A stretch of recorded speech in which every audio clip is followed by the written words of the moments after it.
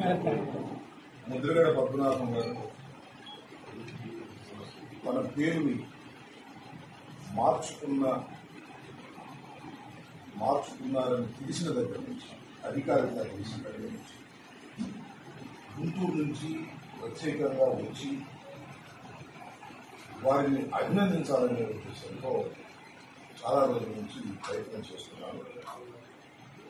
కానీ ఈ రోజుకి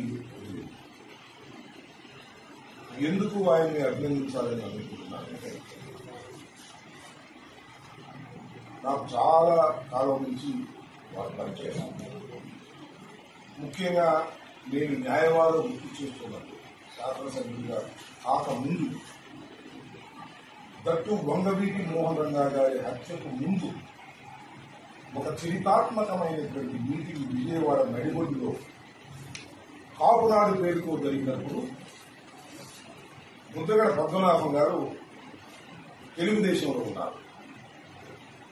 తెలుగుదేశానికి రాజీనామా చేసి ఆ రోజు కాపునాడు మీటింగ్ వచ్చి ఆ రోజు ప్రధానమైనటువంటి వక్తగా, ముఖ్య అతిథిగా పాల్గొని కాపునాడుకు వన్నె తెచ్చారు.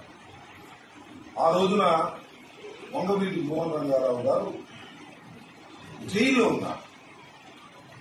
ఆ రోజు తృణప్రాయంగా తన పదవిని వదిలి కాపునాడుకు హాజరైన దగ్గర నుంచి వారంటే నాకు ప్రత్యేకమైనటువంటి అభిమానం.